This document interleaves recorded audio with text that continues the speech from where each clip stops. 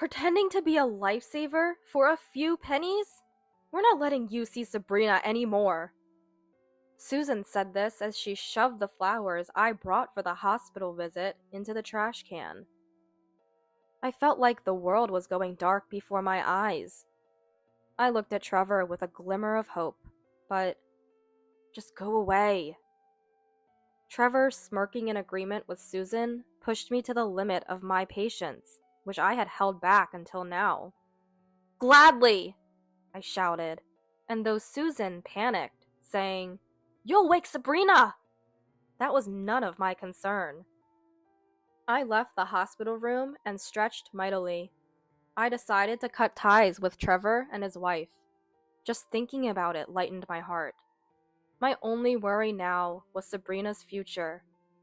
So I decided to act on a plan I had been considering. I'll make them regret using the child, I resolved to myself. My name is Cordelia, just an ordinary 82-year-old grandma. Soon, it will be 34 years since I married my husband Carl. It's my second marriage. My first husband passed away from illness when I was 26. My son Trevor is from my first marriage, and Carl waited to remarry me until Trevor was an adult. Trevor, often arrogant, is not what I would call smart, even with a mother's bias. Since his rebellious phase, his language has been harsh. When he first learned about Carl, then my boyfriend, he even called me names. As an adult, he has done well, joining a renowned company. Trevor, at 40, suddenly got married. Carl and I, who thought he would stay single forever, were shocked but wholeheartedly celebrated his marriage. However, his wife, my daughter-in-law Susan, looked at Carl and me with utter disdain. Ew, remarrying at that age? It's gross how you still lean on men. Plus, you're not as pretty as me. Hey, Susan, that's too rude to your future mother-in-law. But I guess I can't be helped. Mom has aged. They mocked us, and Carl was furious, nearly ready to strike them. Trevor and Susan left, ignoring my attempts to calm Carl. At the wedding, we were invited only for appearances. The event focused on Susan's parents, leaving us mostly uninvolved, serving drinks to the guests. It was then we first learned of Susan's pregnancy. Everyone, including Susan's parents, Trevor, and their friends, seemed unsurprised. Only Carl, I, and our relatives were shocked. No parent would feel good being treated like an outsider. We complained to Trevor, but he just said, "I forgot to tell you, and forgot that I forgot." Having been told that, I couldn't pursue the matter any further. Then, less than 6 months after the wedding, my granddaughter Sabrina was born. My first grandchild, and a girl at that. She was incredibly dear to me, who had only had Trevor. Susan still spewed venom whenever we met, but I stopped caring and even happily gave generous gifts for celebrations. I took care of Sabrina whenever Susan wanted to go out, teaching her how to eat and use the toilet. Having a tidy pension from retirement, along with Carl running his own business, I had plenty of money and time. But perhaps that wasn't a good thing. One day, when Carl and I finally had a day off and were about to go out, Susan dropped by.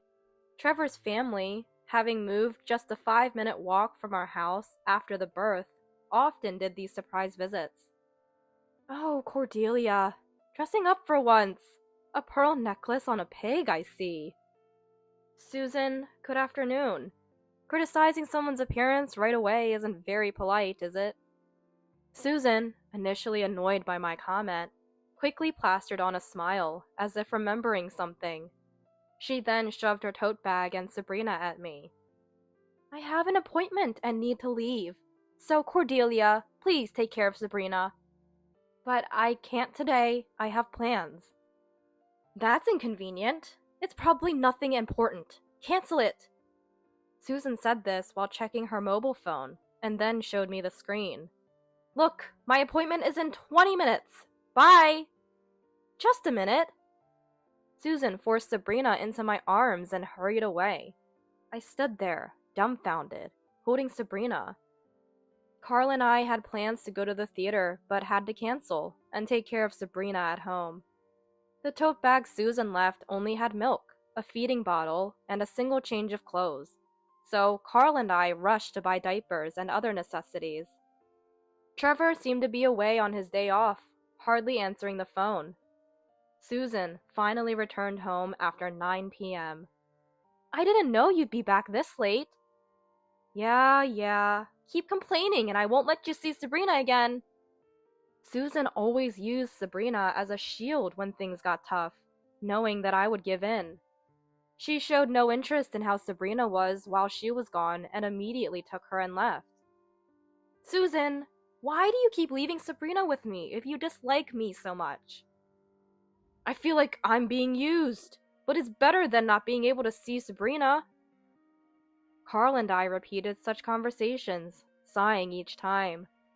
Yet I couldn't refuse to take care of Sabrina, and this continued until she reached middle school. I often wondered where Susan went, as she wasn't working, but Sabrina didn't know either, and when I asked Trevor, he just said, "She's busy, unlike you." Living like this, when Sabrina finished her high school entrance exams, Trevor and his wife visited us, unusually cheerful. However, Sabrina stood behind them with a gloomy expression, giving us a bad feeling. "We want you to pay for Sabrina's school fees." Trevor casually made the request while sipping tea. The high school Sabrina was planning to attend was private and expensive because of the specific courses she wanted to take. We never thought it would be so expensive. Turns out it was your mother who advised Sabrina on this school. You better take responsibility. Trevor and his wife said this with a smug smile, showing no signs of distress. But Sabrina, silent and looking down, radiated a heavy atmosphere. You were the ones bragging about her going to a prestigious high school. Well, yeah, but the fees are just too high. We don't even understand this field she wants to study. At this rate, she might have to drop out and get a job. I understood why Trevor and his wife were smirking. They were confident we couldn't refuse to pay.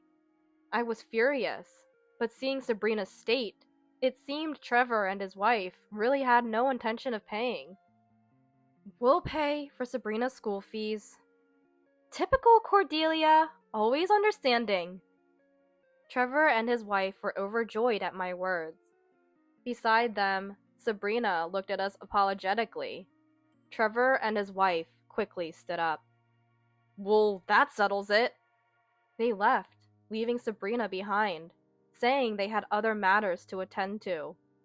I turned to Sabrina, who was left behind.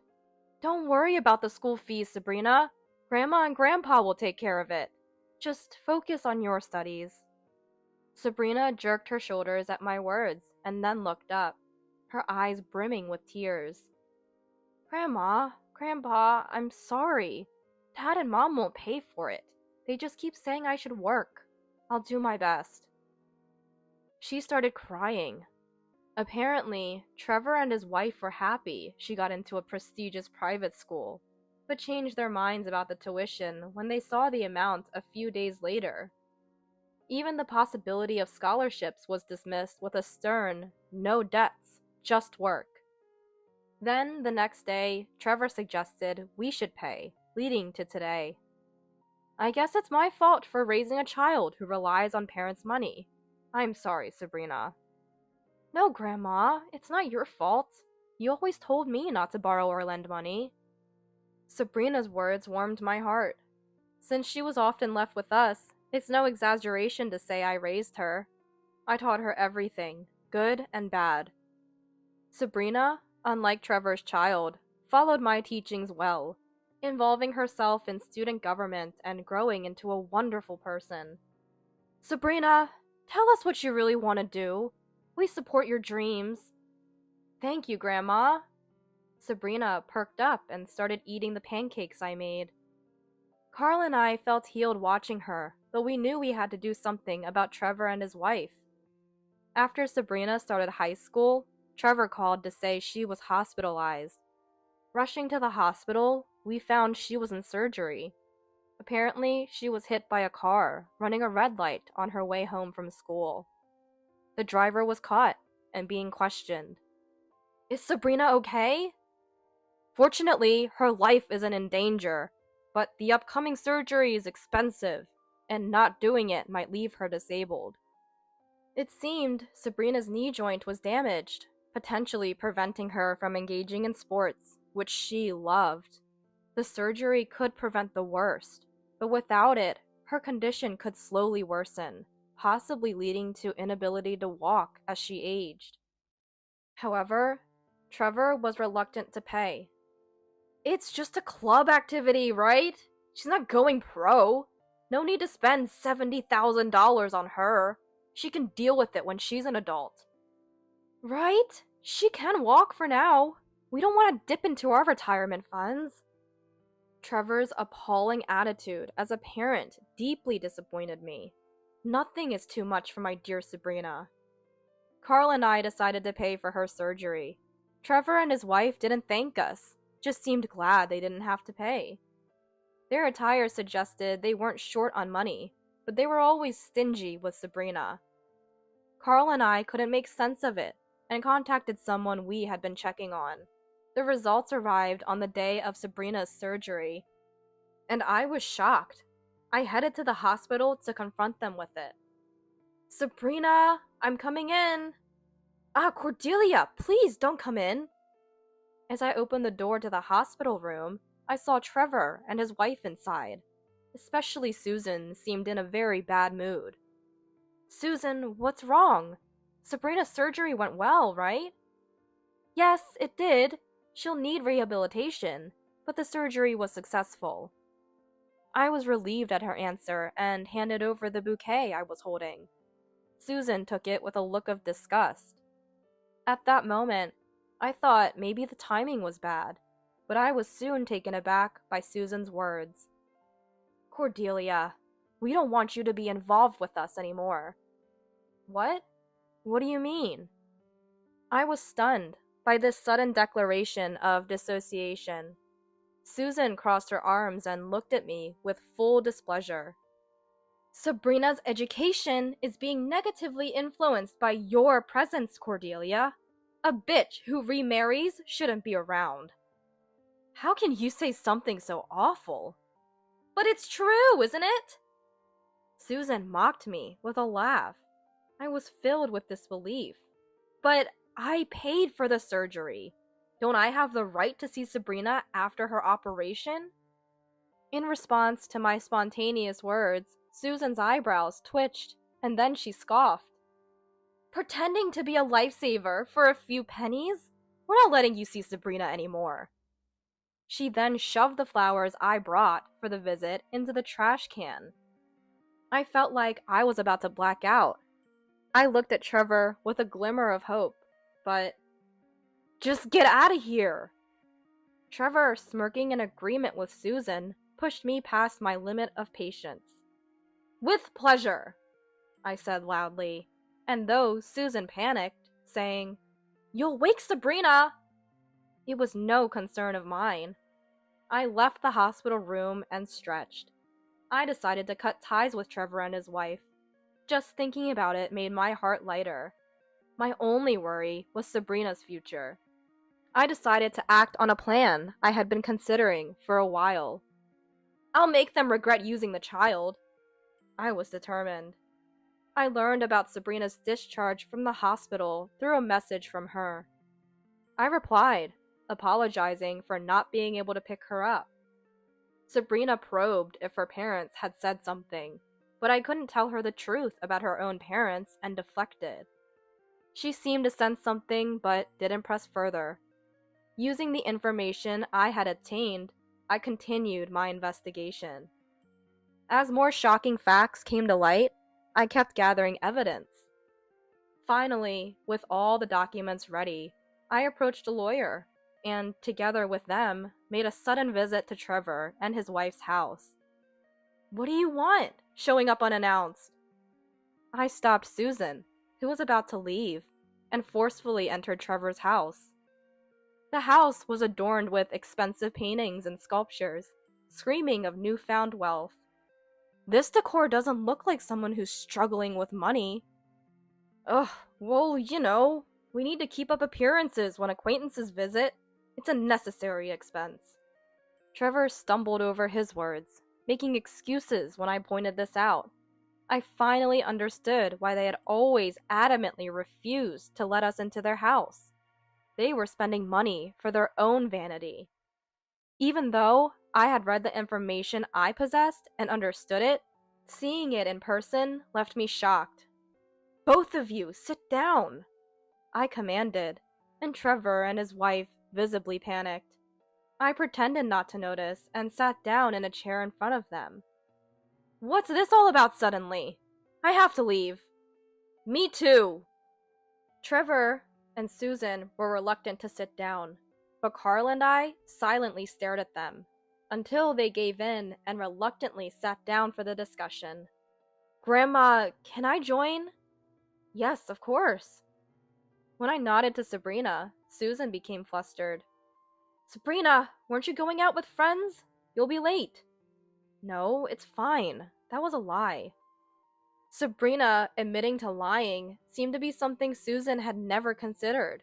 She was visibly shocked, unaware of Sabrina's lies or rebellion during her teenage years. Sabrina, how could you lie to your parents? I didn't raise you to be like that. What are you talking about, Mom?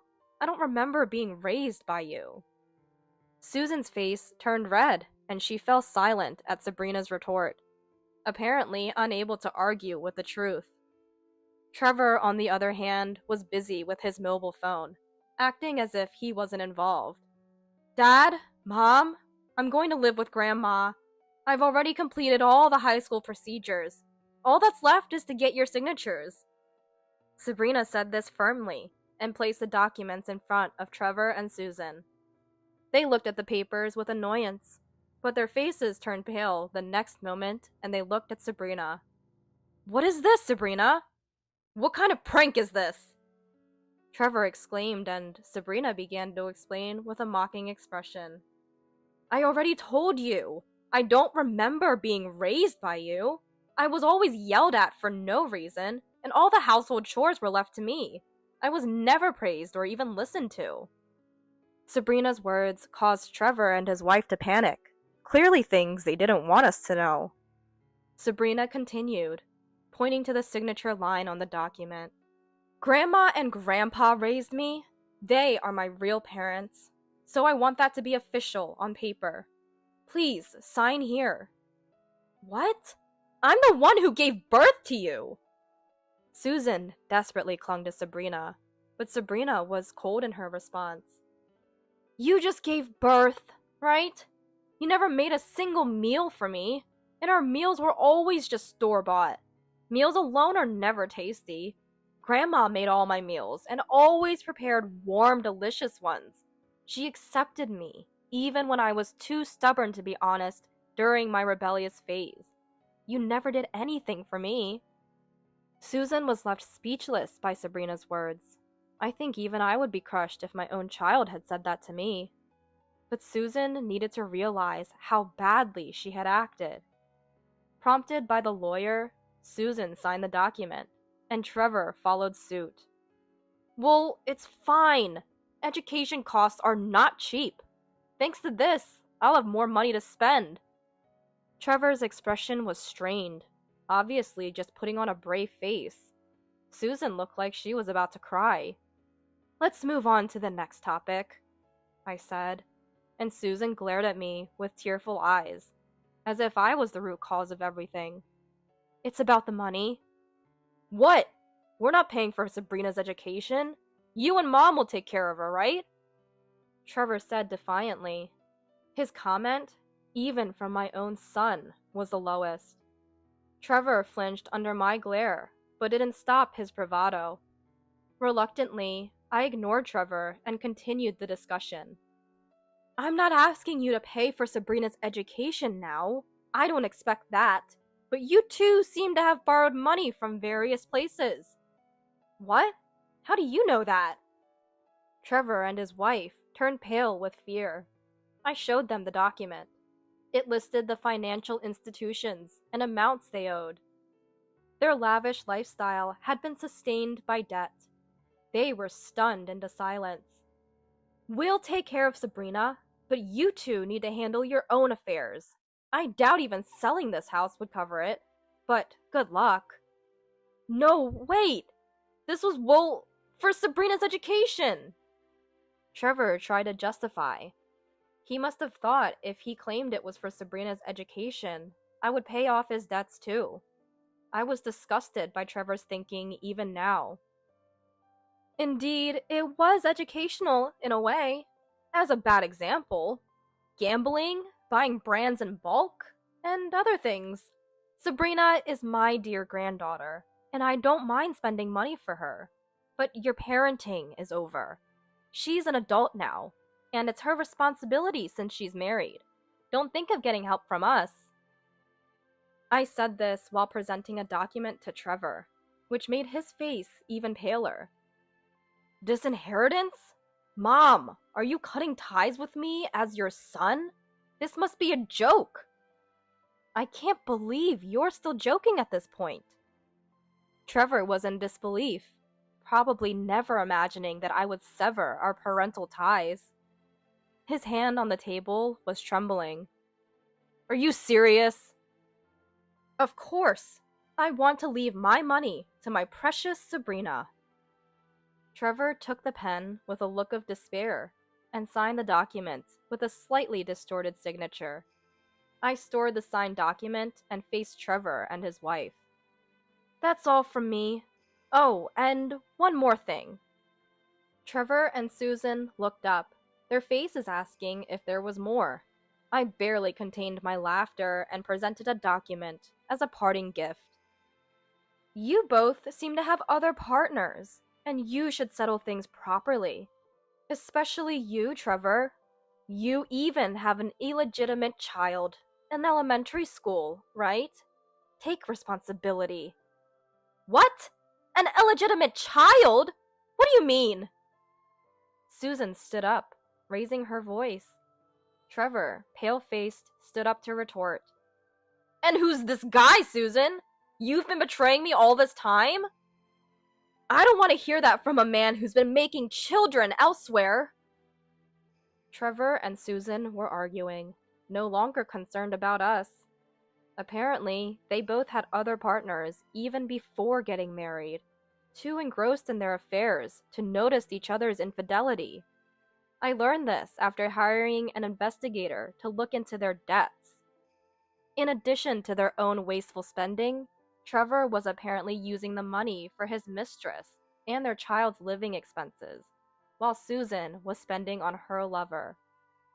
I was furious about their actions while neglecting Sabrina and consulted with Carl. Carl was equally angry, and we proceeded with discussions about adopting Sabrina. Maybe Sabrina isn't even my child. Don't be ridiculous. If it wasn't for Sabrina, who would marry someone like you? I clapped my hands to interrupt the argument. Sabrina was trembling beside me. Carl hugged her shoulder and took her out of the room first. Susan, that's not something a mother should say. Cordelia, it's all your fault! If you hadn't said that, Sabrina would still... I was astounded by Susan's attempt to blame me. You called me a bitch, remember? A mother who's been unfaithful during her marriage is the real bitch here. What? Susan's face turned bright red, and she was speechless. I left Trevor and his wife and joined Carl and Sabrina outside. Trevor and Susan ended up not divorcing and living in a small, rundown apartment, constantly arguing.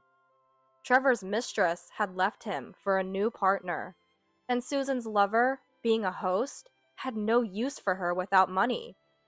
As a result, Trevor and his wife haven't divorced, but the trust once broken seems irreparable. They are both working hard every day, but it seems they have very little money left for living expenses. Therefore, they fight every night. And because the walls are thin and the noise carries, there are constant complaints from neighbors. We began living with Sabrina and have been enjoying a smooth daily life. Sabrina is thriving in her favorite club activities at school and doing well in her studies. She was recently praised by her teacher for her work in her chosen field and is excited about an upcoming presentation. Sabrina, skilled in household tasks, helps out when I'm not feeling well, and even bakes cakes for birthdays and anniversaries. She'll make a wonderful wife one day. Sabrina often says, "Please attend my wedding as my parents." Carl's current dream is to walk Sabrina down the aisle. I look forward to that day and want to live long enough to see it. I can't stand the cold. My body aches. I woke up from the chills and intense pain in my joints. A stark white square room. Where am I? There's an IV tube extending from my arm. It looks like a hospital. Someone is looking down at me with concern. Catherine, are you okay? I found you collapsed at home, so I called an ambulance. When I squint, I can see that it's my mother. Hearing her voice, I feel relieved. Mom, thank you. You saved me. As I respond, my mother presses her fingers to the corners of her eyes. It seems I've worried her a lot. My 4-year-old daughter is tightly holding my hand. Poor thing.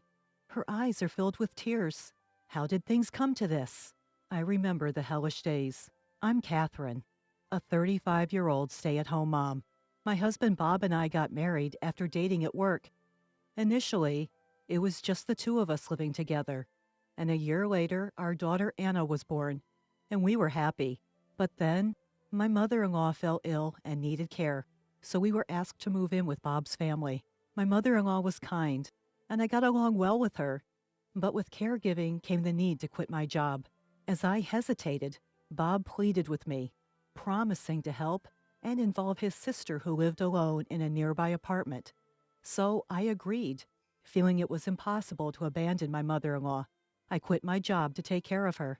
I lent her my shoulder when she needed to go to the bathroom, walked slowly while supporting her body, and made porridge, soft-cooked dishes, and fruit juice for her when her appetite waned. I wiped her body with warm towels. To keep her spirits up, I carried Anna on my back and took my mother-in-law out for walks in her wheelchair, trying to make her life as comfortable as possible. It was hard to watch my mother-in-law's health deteriorate as she battled her illness. Bob, who had said he would help with caregiving, seemed to have no intention of doing so and left everything to me. His sister Rachel didn't even show her face. I felt deceived, but I had already quit my job, and I couldn't just leave my mother-in-law as she was. So I just endured the situation. Catherine, thank you. You're treating me better than my own daughter. I really appreciate it. My mother-in-law, a person of good character, repeatedly expressed her gratitude to me. About 6 months into this lifestyle, Rachel, who was working at a company, suddenly announced that she would move in with us. I'm worried about Mom, so I'll live here and take care of her too, she said. I thought it would be helpful if Rachel assisted, as I also had to care for young Anna. But that was naive of me. Mom, how are you feeling? Rachel would ask my mother-in-law, but she didn't actually help with her care. Preparing meals, doing laundry, cleaning, and even taking care of Rachel's share of the housework on top of my already busy schedule made my life even more hectic. Rachel didn't help with my mother-in-law's care, meal preparation, dishwashing, laundry, or cleaning. She seemed to think of me as nothing more than a convenient maid. And on top of that, she would criticize me, saying things like, Catherine, you need to give Mom more nutritious food. She won't get better eating soft food like this. My mother-in-law's body was weak, and she could only tolerate soft food. I wanted her to get some nutrition, so I served tenderly cooked meat and vegetables. Only those who take care of her would understand that. In my mind, I tell my sister-in-law Rachel to try making it herself just once. I held back from actually saying it because it would lead to a fight. That only made Rachel more arrogant. The child's crying is so annoying. I can't get a good night's sleep. Can't you make her stop? You're a failure as a mother. She complains to me every day. My daughter Anna has sensitive skin and is prone to rashes, so she sometimes cries at night due to the itchiness. I apply the medicine prescribed by the doctor, but it doesn't seem to work very well. Eventually, even my husband started saying, "Aren't you going to prepare some snacks for my drinks? Rachel and I work outside, so you can relax at home. How about showing some gratitude?" His sister Rachel is much younger, and he's always been indulgent with her. I thought he was a bit of a siscon, but Rachel doesn't contribute anything to the household expenses, living off of us for food and utilities.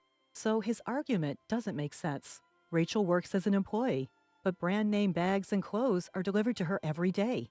I doubt she can afford all of that with her income alone, and I wonder how she's doing it.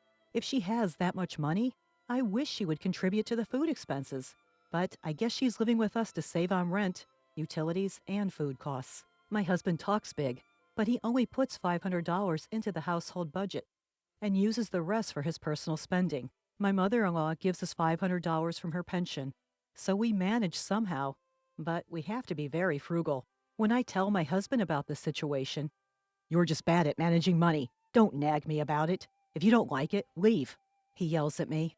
Only my mother-in-law, who hears the terrible words my husband throws at me, defends me. "Catherine is taking care of me every day and being so kind. That's a terrible way to speak to her."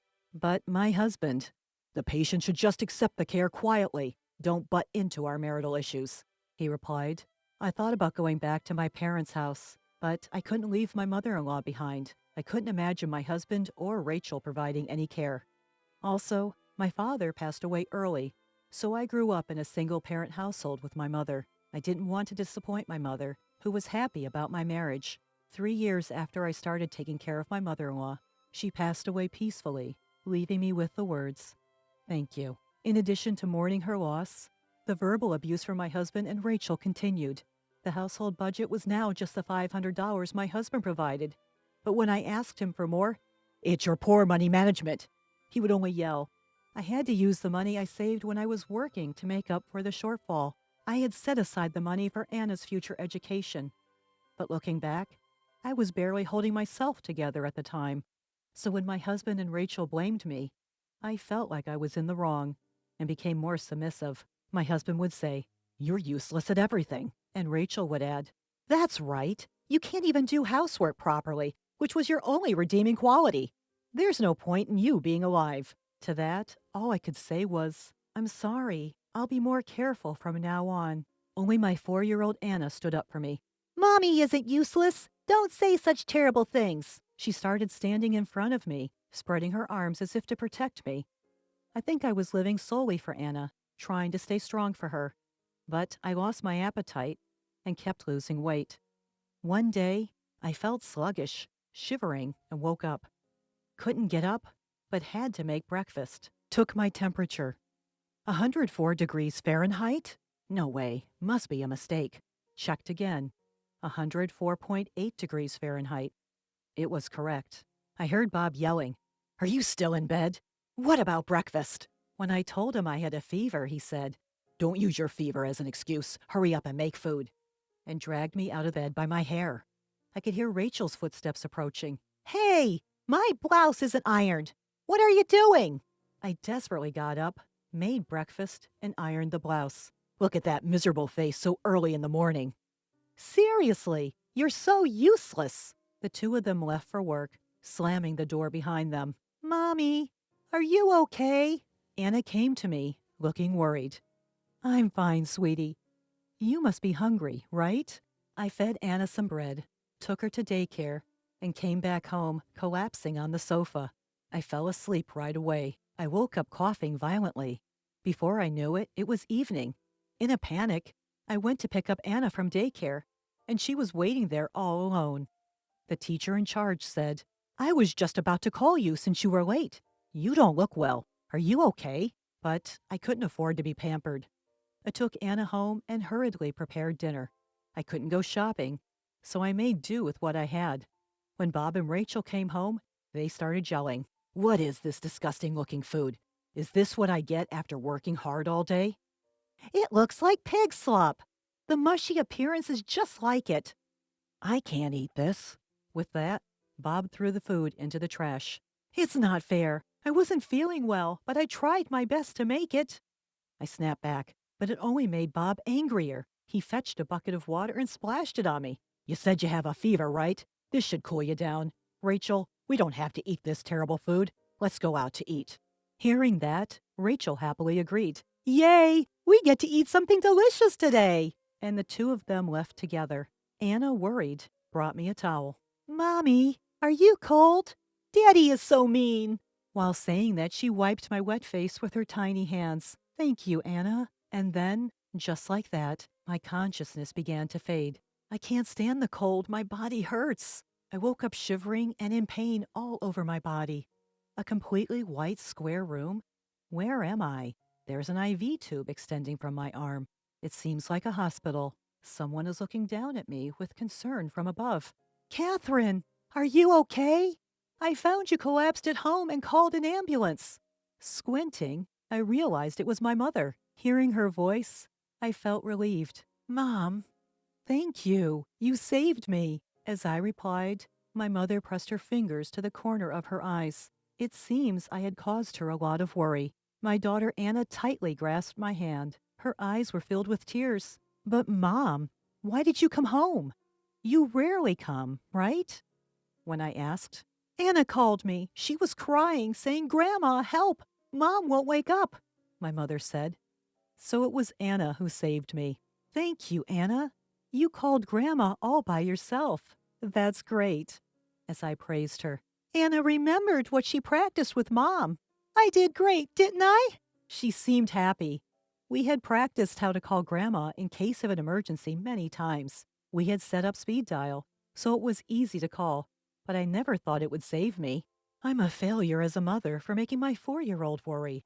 I must become stronger for her, I vowed in my heart. Still, why did you endure until you got pneumonia? You were soaking wet, too, my mother asked, and I decided to tell her everything. As I finished speaking, my mother's face trembled with anger. Her lips tightly pressed together. Catherine, don't give up. Let's think carefully about what to do next and make them realize. The next day, Bob barged into my hospital room. Hey, Catherine, what's the meaning of calling the company? Just because of a fever? I answered calmly. You left me drenched after pouring water on me when I had a fever of 104 degrees Fahrenheit, didn't you? I just reported that to the company. What? Are you out of your mind because of the fever? What's with the attitude? Bob's expression became even more menacing, but I won't back down. I'm fed up with you using me as a housekeeper and ignoring me even when I'm sick. As I retorted, don't joke around. You think you can talk like that to your husband and get away with it?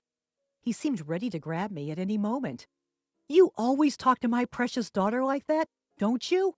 My mother spoke up from behind. Ah, mother-in-law, you're here. No, it's just a regular marital quarrel. Bob hastily tried to cover up. Expecting her to live on $500 a month and do housework even when she has a fever. What a treatment for a wife who took care of your mother. My mother continued without backing down. At that moment, my sister-in-law burst into the room. Hey, stupid wife! You told our company I got pneumonia because of my abusive sister-in-law, didn't you? It was me who called. It's the truth, isn't it? My mother said. My sister-in-law began to scream with a red face. I had a wealthy colleague who might have proposed to me, but he turned me down for dating. What are you going to do about it? She said, unable to contain her anger. Well, you have a ton of overdue bills, don't you? Aren't you almost bankrupt? You may want to marry someone and saddle them with your debt, but that's not right, I replied, hitting a nerve as she glared at me. You better be prepared since it's your fault that Rachel and I were humiliated at work. I used to be intimidated by such remarks, but now I could calmly look at Bob and argue back. I intend to divorce you. I don't need to prepare for anything since we're cutting ties, I told him. Bob's face turned red, and his fists trembled with anger. Seeing his reaction, my mother sternly said, I'll take in my daughter and granddaughter. I'll demand proper compensation for the pain you've caused my daughter, as well as child support for Anna. I can't believe I didn't realize you're such a terrible man. You old hag. If you show weakness, you'll just take advantage of it. I'll make you suffer. Bob shouted, raising his fist to threaten my mother. At that moment, someone from behind said, "That's quite an aggressive way to talk." Bob's face paled as he saw who it was. "Mr. President, what brings you here?" The one who appeared was the president of the company where Bob and I used to work. Actually, he was a close friend of my late father, and he reached out to me when my father passed away, helping me out in various ways since then. When I consulted him about Bob, he immediately stepped in. "I heard everything you said to your wife and mother-in-law in the hallway. I'm disappointed in you. I'll reconsider how you're treated at the company from now on. You should be the one to prepare yourself." "What?"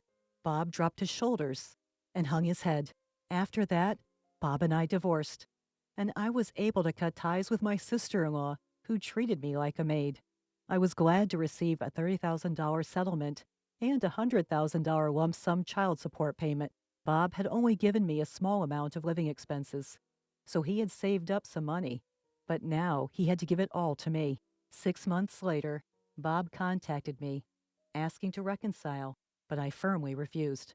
According to Bob, Rachel had become bankrupt due to her extravagant shopping and was desperately repaying debts while working at night, having quit her job.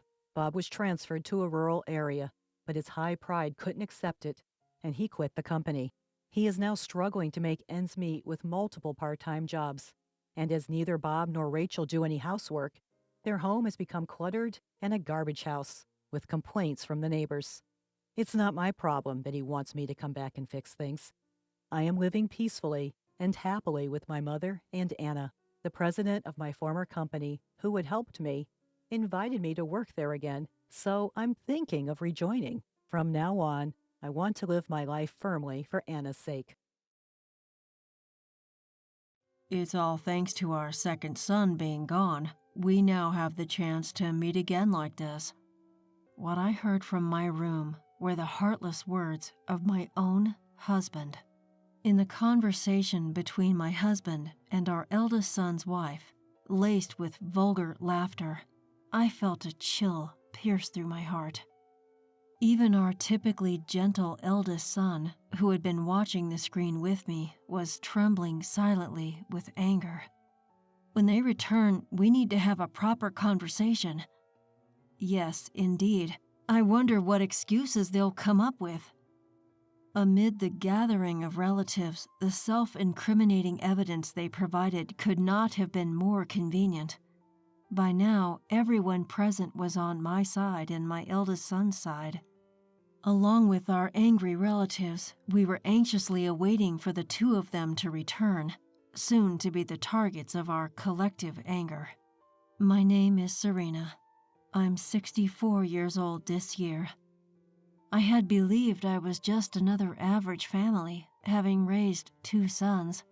But only recently, I realized how such ordinary happiness could be shattered so easily.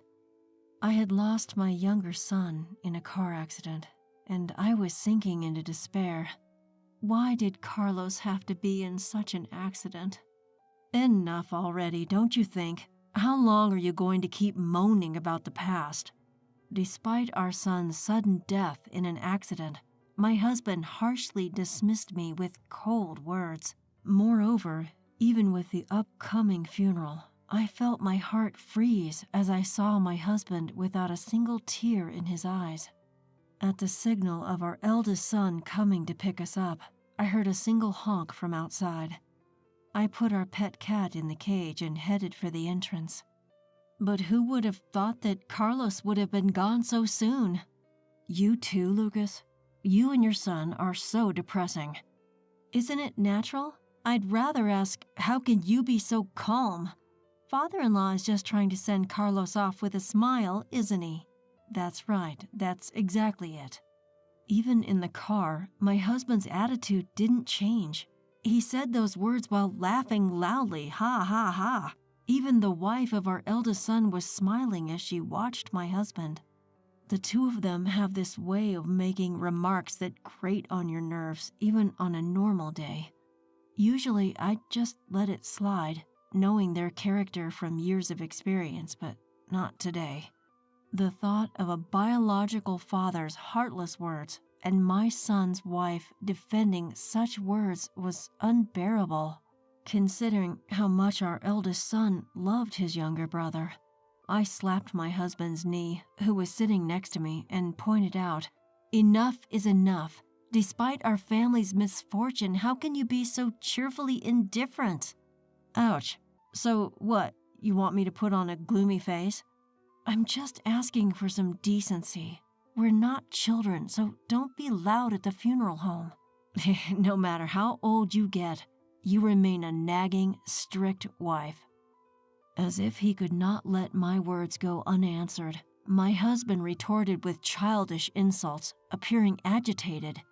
Feeling the tension fill the car, and realizing further discussion would be futile, I sighed, staring out at the window. I understood, as my husband said, that it wasn't necessarily better to cry or grieve. That's why I thought the best we could do was to see our second son off to his peaceful sleep quietly. That was my only wish, but these two wouldn't even allow that. And they were about to create a huge mess. Catching up with relatives at the venue, we exchanged quick greetings, chatting about old times with those who had come from afar, those who had once adored our second son. I couldn't help but tear up. This has been such a heartbreaking time for you. Carlos was such a sweet, good boy. I can't believe he was just on the brink of adulthood. Thank you for your condolences. Every time our second son's name came up, I gave them a firm hug, expressing my gratitude. Meanwhile, my husband showed no sign of remorse for his behavior in the car. Instead, he was loudly chatting about golf and other fun topics with a relative he hadn't seen in a while. How about it? Want to hang out together next time? Ken, isn't today your son's funeral? I didn't say we should go today, did I? That would obviously be inappropriate. Will you stop already? How many times do I have to say it? I reprimanded my husband in a low voice. He was so absorbed in his own world. I felt like I was scolding a child who had no manners. But my husband just brushed it off with a dismissive gesture, not even bothering to hide his annoyance. Does he really understand what today is about? I furrowed my brows at my husband's behavior, wondering how things had come to this. Was he broken by the shock of our second son's death? Well, Margareta does it too. At home, she's always comparing me and my dad. Is that so? My oldest son's words stirred unease in my heart. I wanted to believe there was a reason for my husband's behavior, like stubbornness that comes with age. But seeing the disappointed look on my oldest son's face, I couldn't help but look over at the two of them. Although they were quieter than before, they were still smiling and chatting together. I shook my head. They do seem too close. Right? But Dad's already 65. He wouldn't have inappropriate feelings for his son's wife. Surely not. There's an age gap. They wouldn't do something so embarrassing. Jokingly, we continued to chat and laugh. Perhaps somewhere deep down, my son and I were hoping and reassuring each other that it was true. But despite our worries, the two of them continued to chat happily. During a break in the funeral, I noticed my husband heading toward the exit of the venue when I went to the restroom. Following him, I saw my daughter-in-law by his side, just about to step outside. Hold on, you two. Where are you going? Oh, it's you. Margareta said she's not feeling well, so I thought I'd let her get some fresh air outside. Is that so? Are you okay, Margareta? Yes, I think I'll be fine if I rest a bit. After watching the two of them leave, I returned to my seat and whispered the situation to my eldest son. He seemed surprised that his wife was feeling unwell and that they had stepped out together. Ah, so that's why he borrowed the car keys. Wait, they went in the car? I wonder where they're going. Maybe they didn't want to worry us. It would have been hard to bring up with me in this state. Pointing to his tear-stained eyes, my eldest son responded. I couldn't help but wonder if those two were capable of such thoughtfulness, yet I didn't pay much attention to it at the time, thinking it was simply their nature. However, when the two didn't even return when it was time for the meal after the funeral, we couldn't help but feel a sense of unease. How'd it go? No good. I tried calling them but couldn't get through to either of them. I hope nothing serious happened. My eldest son had tried to reach out to them, but to no avail. I had sent an email myself, but there was no response. My eldest son's car hadn't returned, and we were at a loss each time a relative asked us about their whereabouts. Did they get so sick that they had to go to the hospital? If that's the case, they should at least let us know. They're not dogs or cats. They'll come home eventually. Cats. Oh, I wonder how our cat is doing. While talking with the relatives, I suddenly remembered the pet cat we had left alone in my room. I took out my mobile phone and activated the pet camera. For some reason, our cat was out of its cage and I could hear someone's voice. Huh? Upon hearing the unexpected human voice, I initially felt a chill as if a burglar had broken into our house. But the voice that was casually picking up our cat was something we had heard quite often. Margareta? And doesn't that sound like Dad's voice too? Wait, are they saying they've come home? I exchanged glances with my eldest son and continued to stare at the screen in confusion. When I increased the volume coming from the mobile phone, I heard an unbelievable conversation. Isn't this cat cute? Can we take it home? What's the point of keeping an old cat? I'll get you a much cuter kitten. Yay, I love you, father-in-law. Just when I thought I heard such sweet voices, I could see my bed shaking in the corner of the screen and heard it creaking. I was just listening to their conversation in disbelief. Taking advantage of the fact that no one else was listening, the two were casually talking bad about me, my eldest son and second son. I'm not good with stiff ceremonies like that. My strict wife is always nagging, saying I have no manners. You really got scolded, didn't you? I felt sorry for you, father-in-law. Right? But thanks to the second son being gone, we got a chance to meet like this again. After such outrageous words from a parent, I heard that vulgar laughter. I felt a cold chill running down my spine. The usually calm eldest son next to me seemed to be shaking silently in anger. Can you believe that's what a father says? Maybe it's better to not think of him as a father anymore. Beyond anger and astonishment, there was just silence in my head. As I looked up, the relatives were chatting at the dining table. At that point, I could no longer think. I turned the volume of my mobile phone to the maximum and decided to attract the attention of the relatives. What's he doing? He left the funeral and is doing this with his son's wife? So the sickness was a lie. Did they want to be alone that badly? When I turned up the volume, the unusual conversation of the two made the chatter stop, and everyone's attention was focused on us. The somber atmosphere seemed to have dissipated as everyone glued their eyes on the tiny screen of my mobile phone, listening intently to the absurd conversation between the two. What if another unexpected accident happens?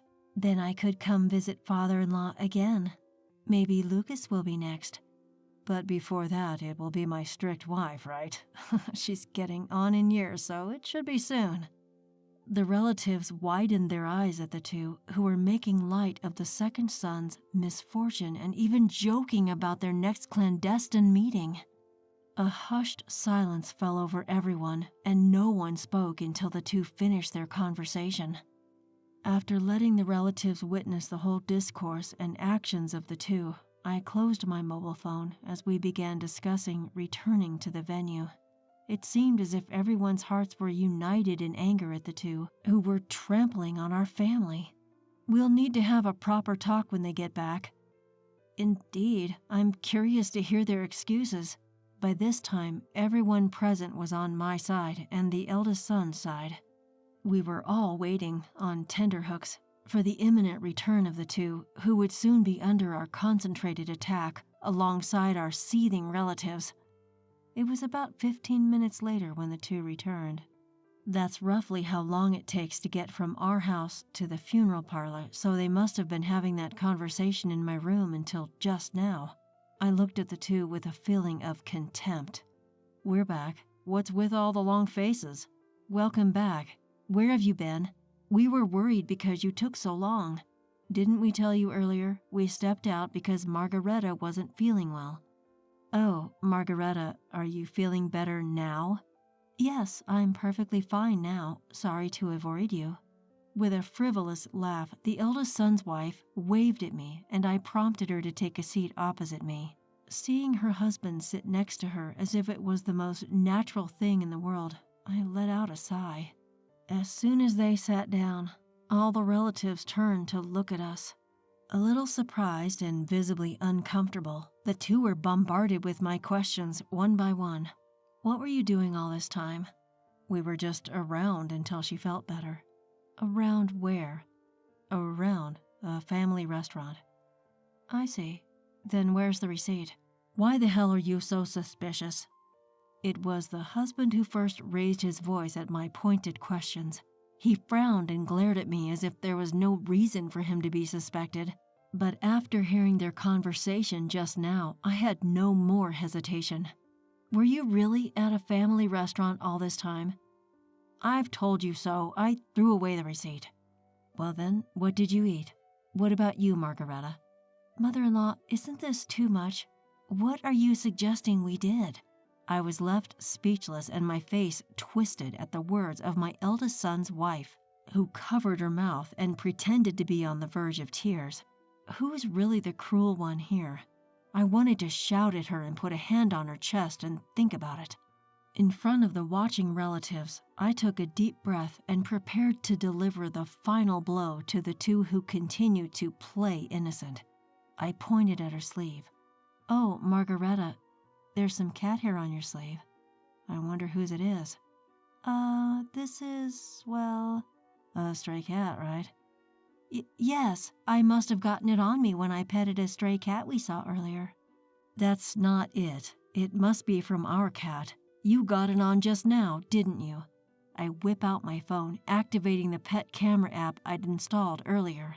It's a handy tool that also records.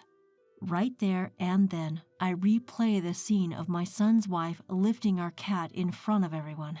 I replay their terrible conversation we'd all been watching at maximum volume. Upon realizing the implications of everyone's frosty gazes, the pair visibly pales. You knew about this all along. Why, yes, I found it hilarious that you two thought you could play dumb forever. That's a violation of privacy. Quite ironic coming from someone who sneaks into others' rooms to enjoy time with another's husband. Finding out they had been caught, the two throw a tantrum like petulant children. I remain calm, tirelessly pointing out their faults. It was my son who reached his breaking point due to their blatant lack of remorse. He slams the table forcefully, starting to reprimand them in a low, stern voice. How dare you mess around during a family member's funeral? No, your mother-in-law trapped us. What's the difference? We heard everything you two were saying. Nods of agreement ripple through the crowd at my son's words. No one here was going to defend them for wishing ill upon my son and me, even as a joke, just so they could meet privately. When I pointed this out, the two looked angrily at my son upon realizing the agreement among everyone present. You set this up just to shame us. Absolutely not. It was pure coincidence. I was trying to check on Calico and you two just happened to be in frame. It's awful to air our dirty laundry like this. I never imagined anyone could stoop so low at such a gathering. And I'm the loyal wife here, am I not? While repeating my husband's words, I glance at him. With the tables turned, my husband said nothing more and didn't even defend my son's wife. She tried to plead her case and insult me to evade blame, but no one listened. That's enough. I can't bear to be a family with someone like you who can do such a thing. Are you saying you want a divorce? Of course. With that, my son calmly addressed his wife, who finally fell silent. She tried to scramble to her defense again, but he paid her no attention. As my husband, acting like an outsider, tried to comfort my son's wife, I cleared my throat. Do you think this has nothing to do with you? What? How could you do this on the day we were bidding farewell to our son? You shamelessly lied and didn't even apologize until now. I'm sorry. No need. I don't want an apology just from your lips. Let's divorce as well. My husband's face turned pale at my words. I wonder why he ever thought he would be unaffected. He had never taken care of his surroundings. Without someone to look after him, he'd struggle. I turned my back on my husband, who's lamely trying to apologize, and opened the room door. I don't want people who are about to become strangers staying here any longer. Please, leave. Give us back the car keys, a voice demanded. My eldest son's wife looked at her husband, a desperate plea in her eyes, but he could do nothing. Prodded by the relatives, they trudged out of the room. I'll introduce you to my company's lawyer. My son's a cop. Call us any time if something happens. What a shameless man showing up at his son's funeral like this. The relatives gave us words of comfort as if to protect us from the harsh reality. After the funeral, the couple were forced to sign divorce papers. My eldest son's ex-wife later ran to her own parents, begging for their help with the compensation negotiation for the divorce trial. She tried to play the victim as she did before, but her parents were understandably appalled. Now she's working day and night to pay the compensation awarded in the divorce trial. As for the ex-husband, it was discovered that he had drained his own savings, pouring everything into his former wife's wants. He was left penniless, and the family house was awarded to me as compensation. With the divorce settlement, the house became mine. Even so, there were too many painful memories associated with the house, especially my former bedroom, shared with the ex-husband and his former wife. So I decided to sell the house and move to a pet-friendly apartment. With the haughty ex-husband out of the way, I am now enjoying a tranquil life with my pet cat Calico. Being alone and free with my cat is far more comfortable than I expected. I didn't realize how stressed I was living with my ex-husband. After the divorce, my eldest son comes to visit me from time to time.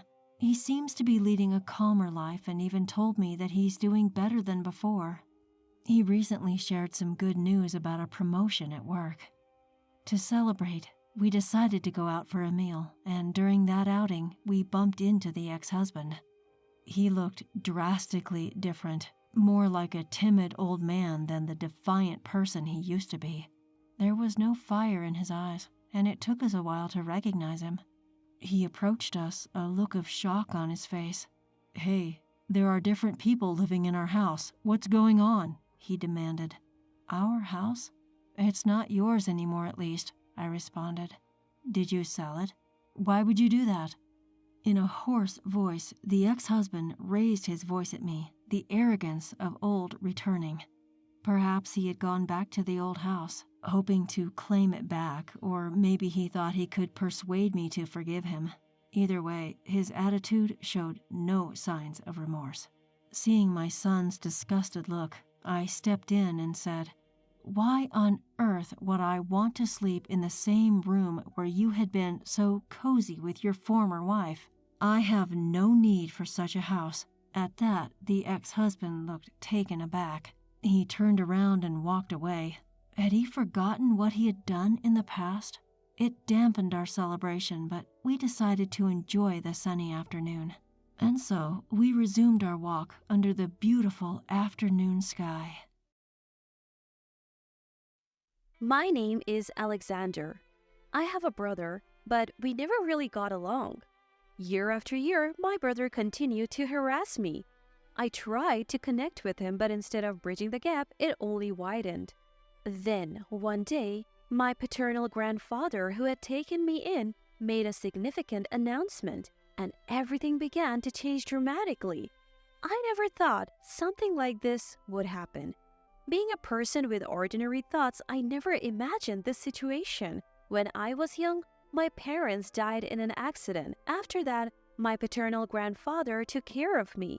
He's a strict person, feared even by our family members.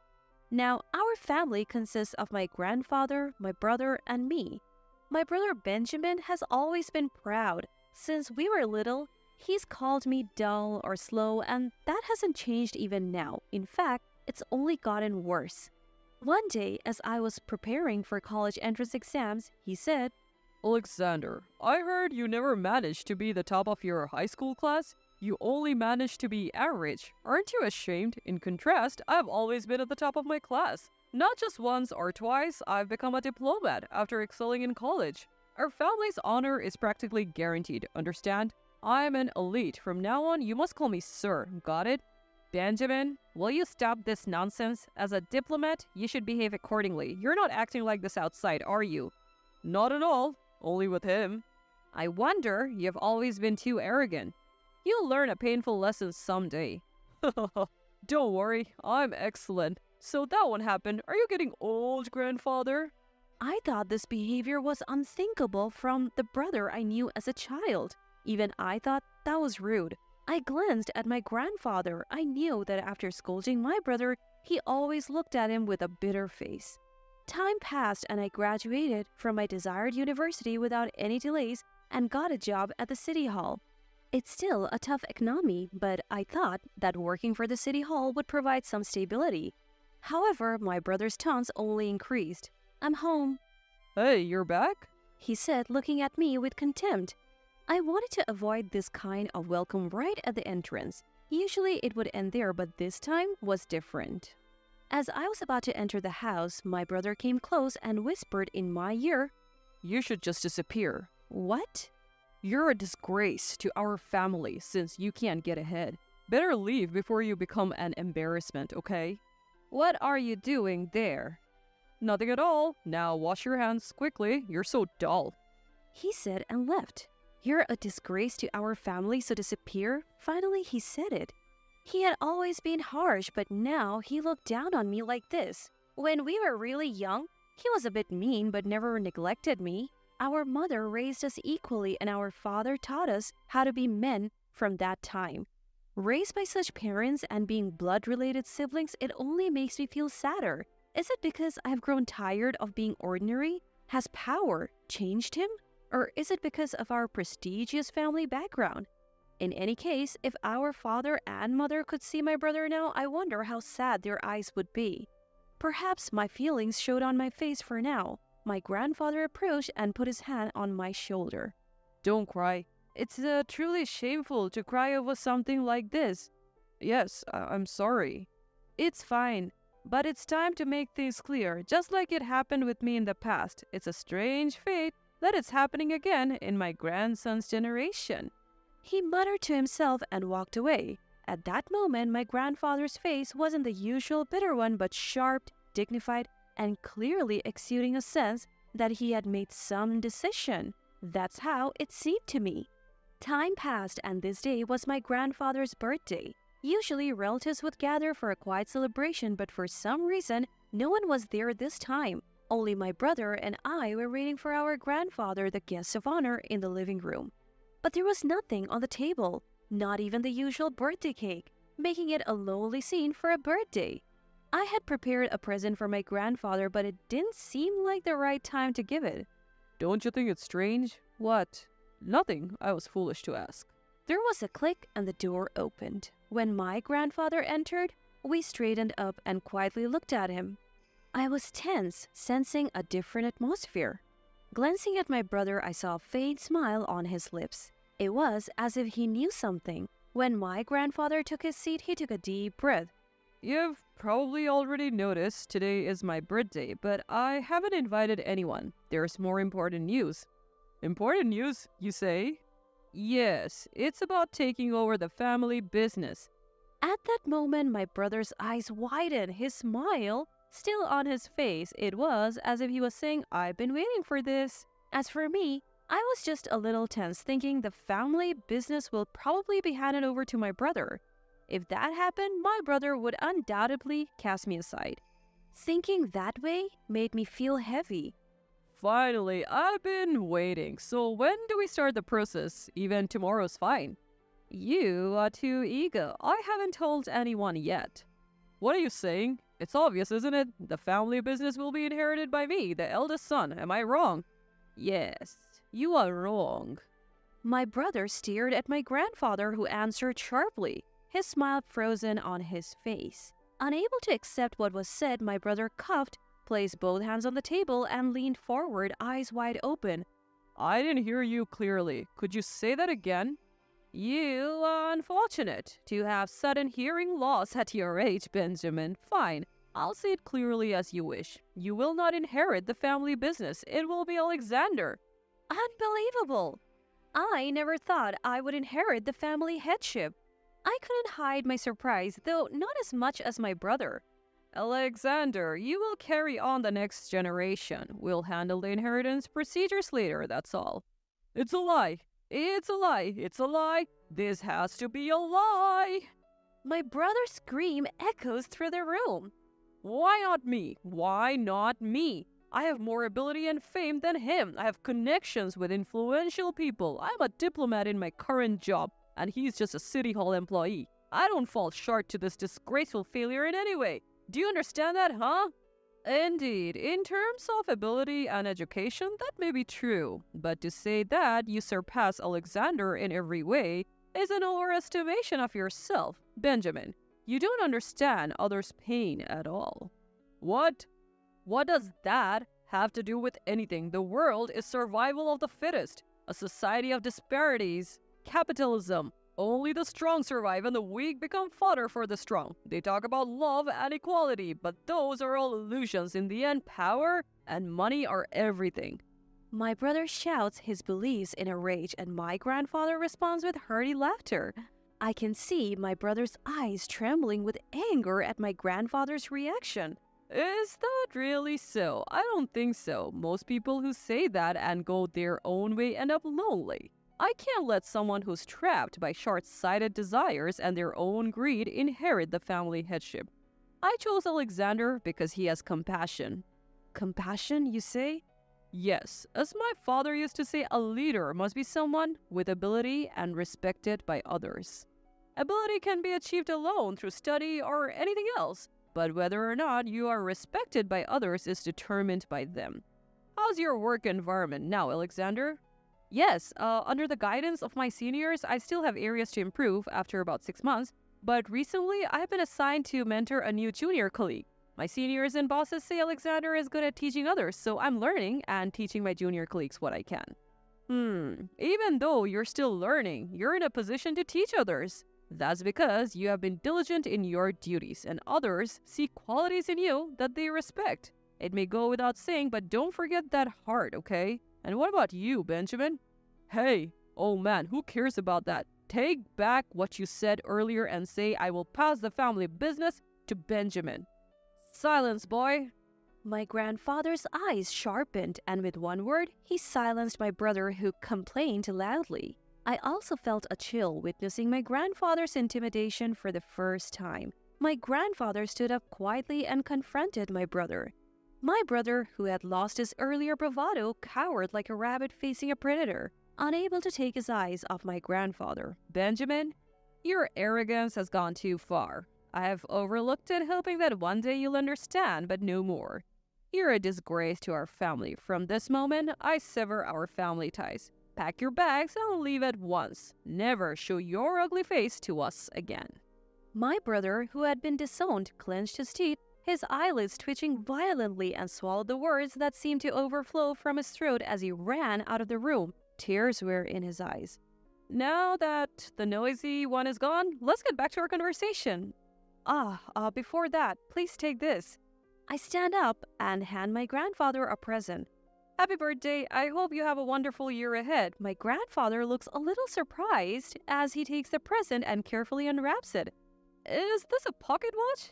Yes, there's a space inside the cover for a photo. I was hoping we could take a group picture today and later put a small version of it in there, but it seems that won't be possible. Ha ha ha. If we did that, the faces would be too small for me to see. Let's save that for future enjoyment. Thank you, Alexander. My grandfather says this with a smile, but his expression quickly turns serious again. Be prepared, Alexander. Things are about to get much tougher. Please, go easy on me. That's not an option. My grandfather says this with a mischievous grin, like a child playing a prank. From that day on, my life changes dramatically. After resigning from my job, I spent every day learning the manners and etiquette befitting a prestigious family, studying hard to meet the expectations. My grandfather, sometimes stern, sometimes encouraging, truly seems great, and I come to respect him as a parent. I spent almost a year devoted to my studies, and thanks to my efforts, I'm able to attend upper-class parties. The nervousness I felt was probably the most intense in my life, but I think I was able to overcome it with the confidence and results of my daily efforts. Even after that, a candidate for my marriage has decided to ensure the heir. I tightened my resolve once again, realizing that things won't settle down for a while. In the midst of all this, I hear rumors about my brother who left home. Apparently, he's working hard overseas as a diplomat. Knowing my action-oriented brother, I think he must be handling his job skillfully. I hope he will live his future by switching his mindset, keeping in mind what my grandfather pointed out. Since hearing the rumors about my brother, I sometimes wonder how he's doing. What he did to me hurt a lot, and I hated it, but I honestly didn't wish for such a farewell. My brother may not feel the same way, but Benjamin was my brother and family. My grandfather told me to forget, but I couldn't simply discard my feelings or be so detached. But now, unlike before, I am in a position of responsibility, and I don't wish to call him back. I have a duty to protect the pride of the prestigious family and the new family I have built. My child is now 5 years old, running around more energetically, growing up healthy and lively. My wife stands by my side, never losing her warm kindness, and together we are raising our child as a support for each other. And when our child grows even bigger and matures into a fine person, the position my grandfather held will come to me. My grandfather now enjoys his leisure time, watching over us, and has declared that he won't interfere with how my wife and I raise our child. In other words, it's a generational change. My path as the new leader is still ahead, and it's truly exciting. On a side note, it seems that my grandfather has put a photo of his grandchild in the pocket watch I gave him for his birthday, and he smiles every time he looks at it. I hope you're looking forward to my growth as well, my great-grandfather. There's no job for someone with such low education. What can a person without any real learning do? My boss said this while laughing, mocking me, a woman who grew up in a single-parent household. I had been working hard all this time for my mom, who raised me single-handedly. He never recognized my efforts and even belittled my mom. Even worse, when my mom passed away, my boss not only spoke cold words, but also, I'm Sarah, a 28-year-old woman working in a small to medium-sized business. Raised in a single-parent household, I joined the company right after high school as a part-timer and am now working as a full-time employee. The company I work for is of considerable size despite being a small to medium-sized enterprise with a significant number of employees. Initially, I started working part-time, but have fought hard, almost as if my life depended on it. Thanks to that effort, I was recognized by my boss, and I managed to become a full-time employee in my 3rd year. After becoming a full-time employee, I continued to work hard, just like when I was part-time, not wanting to disappoint those who believed in me. By the time I was 25, I was given more responsible tasks compared to my peers of the same age, and I was gaining trust from the company. I was also receiving decent pay and bonuses, allowing me to take care of my mom and live a cherished life. Then, one day, my direct boss was due to retire and a new boss was to be assigned. It was very sad not to be able to work with the boss who had recognized me and nurtured me. And I had some slight anxiety about getting along with the new boss. But I was achieving results at work, and everyone in the company was kind. Above all, the retiring boss told me he would speak to the new boss about me, so I didn't worry too much. Then, the day of the new boss's first day came after my old boss retired. That day, I was called by the new boss, Christopher. I thought he wanted to talk individually with the person who would become his subordinate, so I headed to the designated conference room. But there, I was thrown unbelievable words by Christopher. Are you Taylor? The high school graduate from a single-parent household who went from part-time to full-time? Certainly, the Taylor they were referring to in the resume is me. But I was utterly shocked when they brought it up out of the blue. What on earth does this person want to talk about with me? Their attitude wasn't light or conversational. It was intimidating, like they were judging me. My first impression of this boss, who came at me with such a high-handed attitude, was the worst. But I knew we would be working together for a long time, and I didn't want it to affect our future work. Yes, I am Taylor. I look forward to working with you. I greeted the boss with a smile, trying to brush off their comment. I still didn't know what kind of person this Christopher was. I thought it best to handle the situation calmly. But Christopher continued to barrage me with unkind words. A single-parent household upbringing, huh? You probably can't work. You didn't even go to college. What can an uneducated person like you do? I was more than surprised by the statement. I was dumbfounded. It's true that I was raised in a single-parent household and only graduated from high school, but I am the one who has been performing well in this department. I admit I am not highly educated, but I am producing results in my job.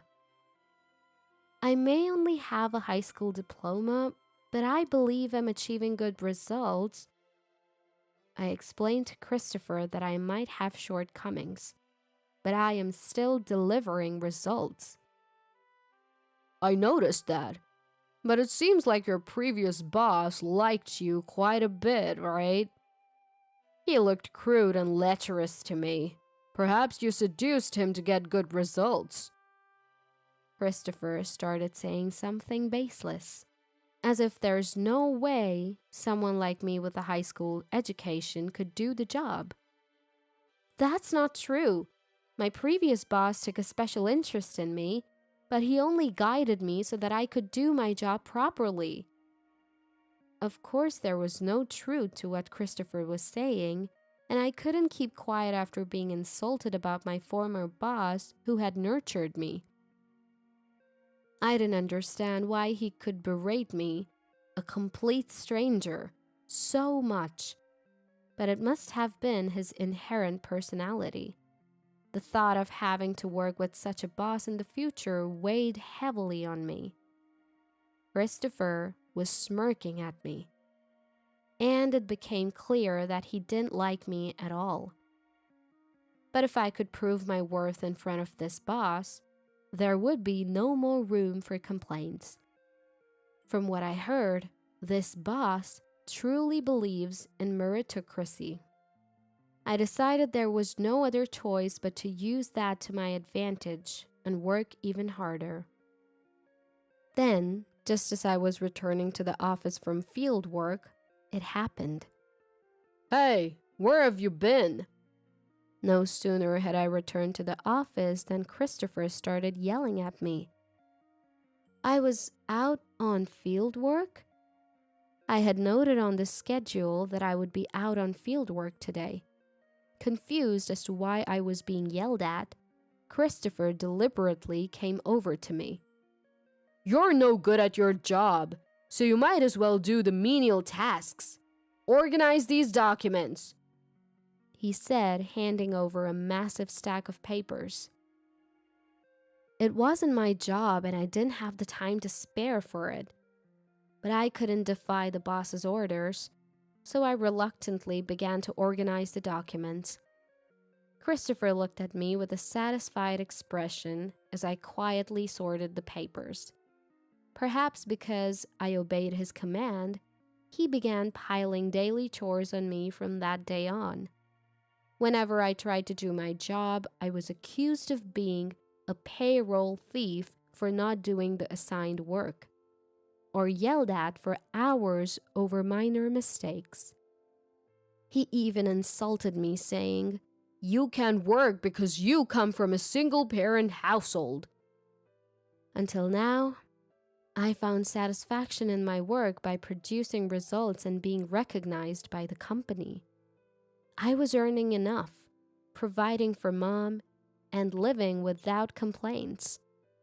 But now, I feel stress every single day. I have to live, and quitting my job now would worry Mom. I wanted to avoid that at all costs, so I desperately continued to work. One day, Mom came to me with a request. She wanted to find part-time work. Even though I was paying for living expenses and supporting her, she apparently didn't plan on being taken care of forever. She was considering when I might get married and wanted to save some money for herself. I couldn't afford to refuse it either, so I decided to talk to the company.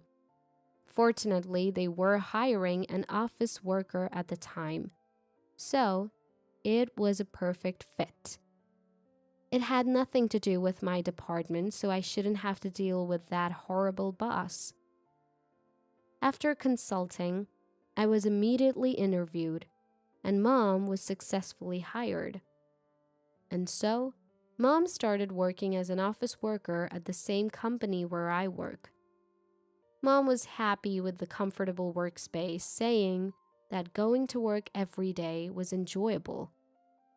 But a week after Mom started working, I was called by Christopher. "Your mom got hired as an office worker? That short woman? Is she the one who raised you as an uneducated idiot?" Christopher always looks at me with a nasty expression, making fun of Mom too. I don't know why he knew about Mom, who had taken an office job without speaking to him, but my stress more than doubled. It was more unbearable to have Mom spoken ill of than myself. Above all, I was worried and restless, wondering if Christopher would say something directly to Mom. I didn't want to make Mom feel bad. However, contrary to my worries, everything seemed to be going smoothly with Mom. As I had feared, Christopher occasionally came to make snide comments. But Mom is a strong woman who raised me all by herself. It seems that such things don't bother her at all. "It's like a child's insult," Mom laughed. I was relieved by Mom's strength, as she didn't seem to care about Christopher at all. Even after that, Mom didn't pay any attention to Christopher and enjoyed working in her new environment. Then one day, something happened. Mom collapsed and was rushed to the hospital by ambulance.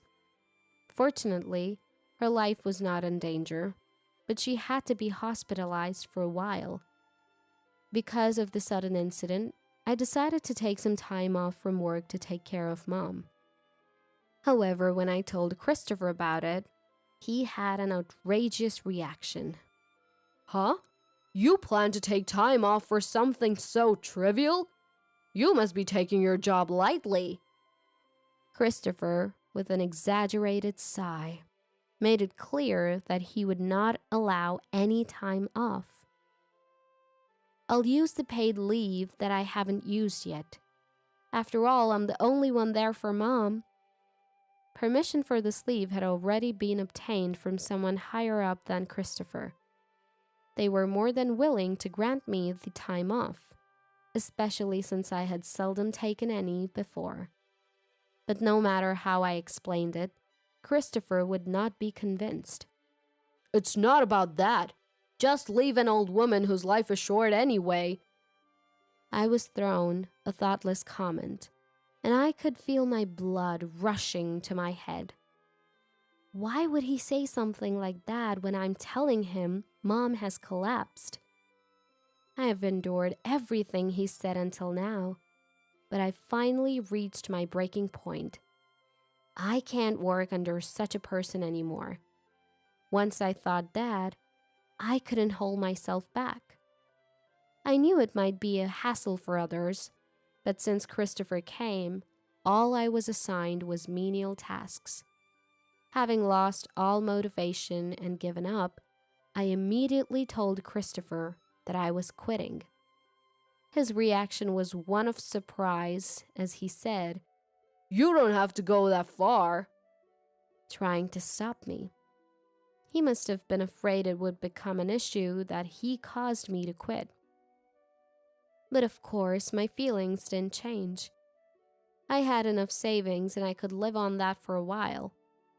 Ignoring Christopher, I quit my job on the spot and devoted myself to taking care of Mom.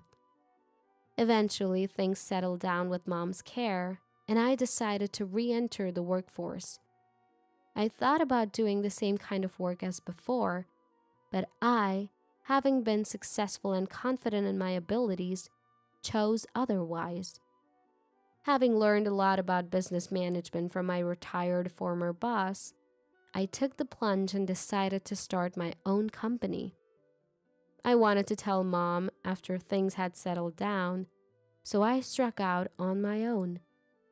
About a year passed, and the company was beginning to stabilize. Suddenly, Mom's condition worsened, and she had to be hospitalized again. I was caught between taking care of Mom and running my business, but I managed to handle both without taking any time for myself. Thanks to that effort, another year went by, and the company was on a solid track, reassuring me of its stability. Although Mom's condition hadn't improved, I wanted to ease her mind, so I was thinking about telling her soon. But then, Mom passed away. It was a truly sudden event, and it didn't feel real. But the sad truth was that Mom had undeniably passed away. Being an only child, I had no other family, so I had to prepare to say goodbye to Mom without time to grieve. Holding back tears, I proceeded with various arrangements. Although I hadn't worked as a clerk for very long, many people who had been friendly with Mom at the company where I worked were willing to attend her funeral. Maybe it was because of Mom's personality, but they wanted to be there. And on the day of the funeral, more people attended than I had expected. It must have been due to Mom's popularity. Despite the pain of losing Mom, I was filled with pride knowing that so many people had come out for her. However, just as the funeral was about to end, the sight of one particular attendee caught my eye. Long time no see. So that old woman finally kicked the bucket, huh? I couldn't believe my eyes when I saw the infuriating figure of Christopher standing there. Though he may have had some interaction with Mom, I had no recollection of inviting this man to the funeral. No matter what, I would never invite someone like him to Mom's funeral. My old boss was smirking at my stunned expression. the very same face he made when he belittled our single-parent household. Those unpleasant memories came flooding back.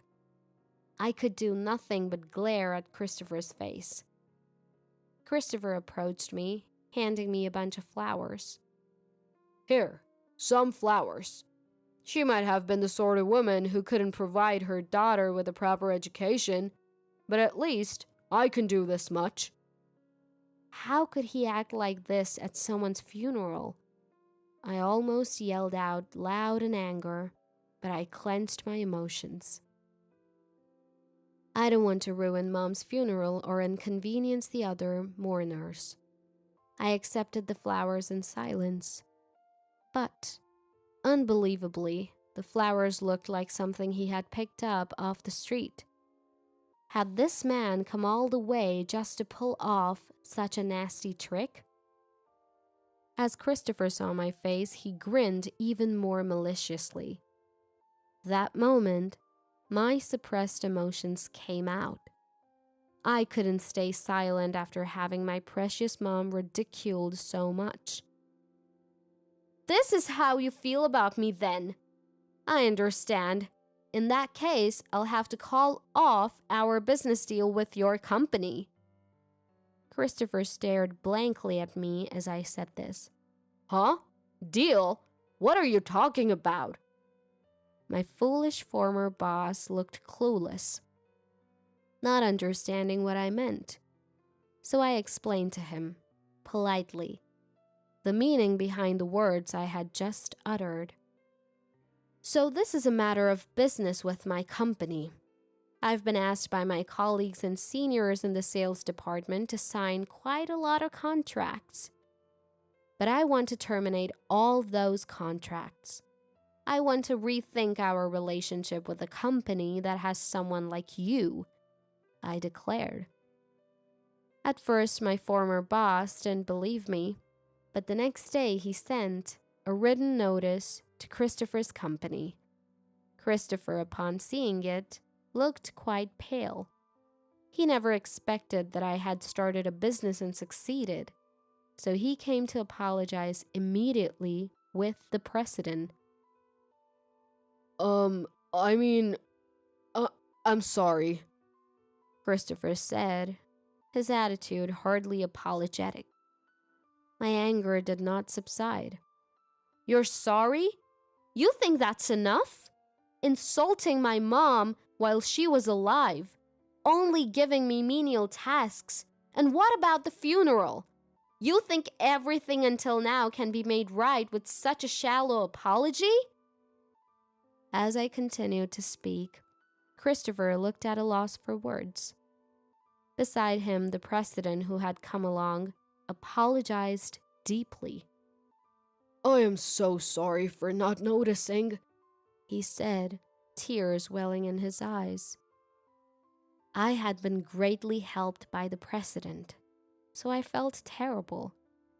In the end, out of respect for the president, I decided to continue the business relationship. Hearing me and the president talk, Christopher wore a relieved expression. Oh, what a relief. Let the bygones be bygones and move forward together, he said, offering a ridiculous smile and extending his hand for a handshake. He must have thought we had reconciled, but it wasn't such an easy situation. You're fired, Christopher, the president announced right in front of me. What? Fired? Why? I got forgiveness and we're continuing the deal, Christopher protested to the president, looking disbelieving. The president had decided to fire Christopher, knowing I would not be satisfied continuing the business relationship this way. I only decided to continue the deal out of respect for the president. I never intended to forgive you.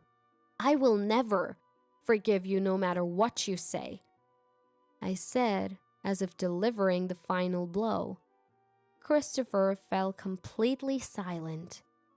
It's the result of your own words and actions, President spoke as if tossing his words aside and then left, dragging a completely dejected Christopher with him.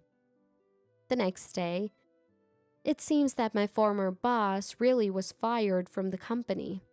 Afterward, I received a resentful call from Christopher. He lamented losing his position and the fact that finding a new job at his age would be difficult.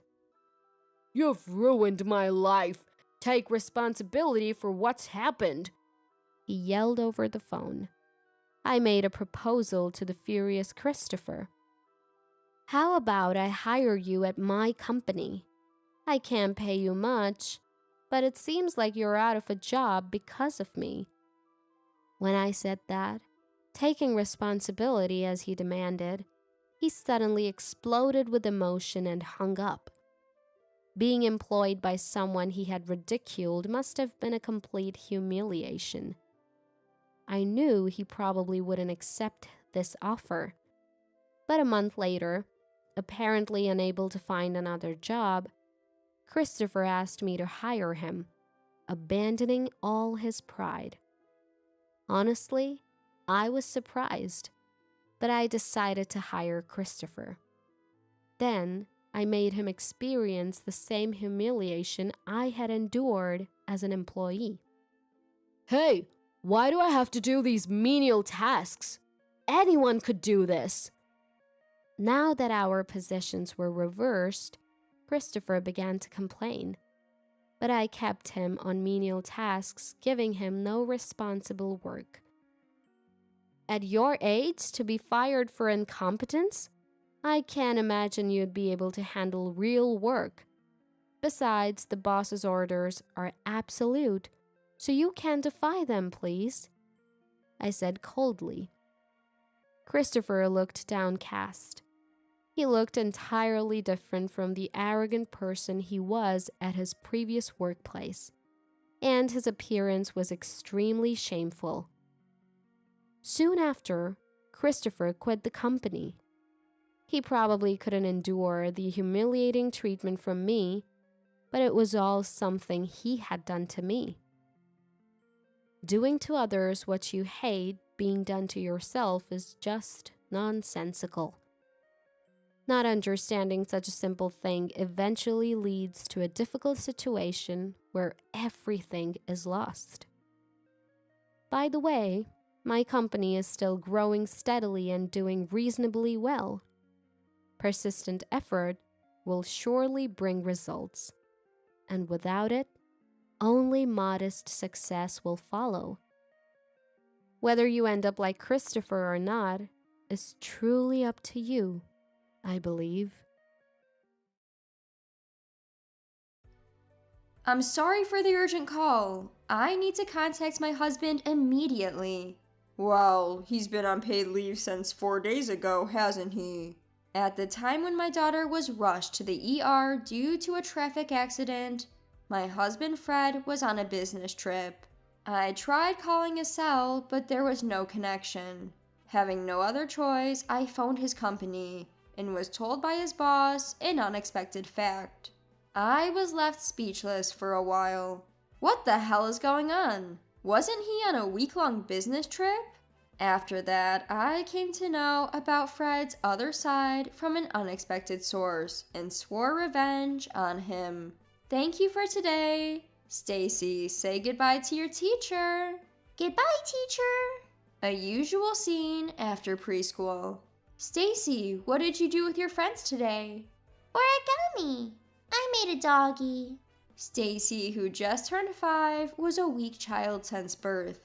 I used to be an instructor at a gym, but Fred's late night routine and me leaving my job to become a full-time homemaker changed that. Though Stacy has become much healthier now, Fred's busy schedule hasn't changed, with many long business trips making him often absent. Still, on his days off, he helps with housework and plays with Stacy. Fred is working hard for us. I have to protect Stacy. Mommy, look! There are flowers blooming! Stacy spotted a red flower blooming by the roadside, let go of my hand, and walked ahead. Mommy, look! Here! Watch out! What flew into my sight was a car rushing towards Stacy at a terrifying speed. At the same time, the air was torn apart by the sound of brakes. Stacy! For a moment, I didn't understand what happened. No, I might just not have wanted to understand. Stacy! Stacy! Call an ambulance! While holding her limp, small body, I somehow managed to take out my smartphone, but my hands were trembling so much that I couldn't dial. While I was doing that, a passerby who noticed the accident helped me. Without knowing how much time had passed, Stacy and I were transported by the ambulance that arrived. At the hospital, Stacy was taken to the treatment room. I was told to wait in the lobby, but I couldn't sit quietly. And as I was pacing near the entrance, I made a call. Of course, the person I was trying to reach was Fred, who had been on a business trip since 4 days ago. But I couldn't get through. Why isn't he picking up? I yelled in frustration, but feeling the gazes of people around, I hurriedly closed my mouth. I took a few deep breaths. Calm down, it's not the first time I couldn't reach him during his business trips. I was calling Fred's personal cell. I had thought it was understandable that he couldn't answer it during work, but now I regretted not asking for his work contact number. That's it, I'll contact Fred's company. Then they can reach out to Fred. If it's his work cell, Fred should answer immediately. With that thought, I immediately called Fred's company and explained the situation, and Fred's boss promptly answered. I'm sorry for the sudden call. I need to get in touch with my husband urgently. He's been on paid leave for a week starting from 4 days ago, hasn't he? Wait, what? Paid leave? A week? Hello, Mrs.? Are you okay? Yes, thank you. Excuse me. I ended the call in a daze. My husband Fred had indeed said that he was going on a business trip, yet the company claims that he's taking time off. Then where in the world is Fred? My mind was whirling with a variety of things, but I couldn't manage to organize my thoughts. Just then, Sally, are you okay? When I turned around at the sound of my name, I could see my friend Carol running toward me. Carol is a mom I met at the preschool that Stacy attends. From the time we met, we got along strangely well, and now we're as close as we've been friends since our student days. I heard about the accident at preschool. How's Stacy? She's undergoing treatment now. I was trying to get in touch with Fred. Oh, right. Is Fred coming over here? That's the thing. Mrs. Johnson, are you over here? When I was called again and turned around, this time it was a nurse rushing over to me. I felt a chill run down my spine. As I looked at the nurse in desperation, she smiled at me. Stacy's treatment is over. She's going to be fine now. Really? When I went to the hospital room, Stacy was on the bed, breathing steadily in her sleep. I was told by the doctor that she's now sleeping due to the medication, but she'll wake up soon. And I kept saying thank you over and over. Before I knew it, it was dark outside, and only the sleeping Stacy, Carol, and I were left in the quiet hospital room. Carol, thank you so much for coming. No need to thank me. More importantly, when is Fred supposed to be here? Carol, I have a favor to ask. What's the matter? You're so serious. Actually, I can't get in touch with Fred. He told me he was on a business trip, but it seems like he was lying. I don't know where he is now, so I want you to find him for me. I can't leave Stacy's side. Understood. I'll take care of it. Don't worry, leave it to me. Thank you, Carol.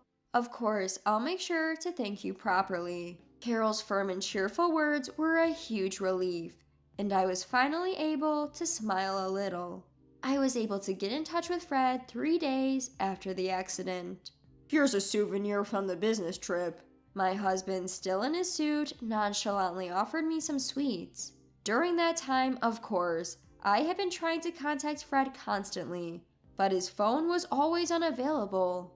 By the time Fred returned, Stacy had already been discharged and we were back home. I watched Fred, who was pretending to be busy with statements like, The business trip was tough, and I was super busy, with cold feelings. Why didn't you answer your phone or emails? I was trying to reach you the whole time. That's because I was super busy. But you could have at least replied. I texted you that Stacy had been in an accident. I forgot to check my personal phone. I'm really sorry. Sally, you must be tired from taking care of Stacy. I'll look after her now, so you can rest. Fred quickly said this and went off to the next room where Stacy was playing. I know everything, Fred. Carol gave me tips on how to check Fred's phone and to contact his workplace to inquire about his past days off. I was wondering whether I should take action, but I thought that if there was a misunderstanding, it would be better to clear it up. So I decided to look into Fred's affairs. He used to say that he was working overtime when he came home late at night, but according to his boss, they've hardly been working overtime due to the work reform.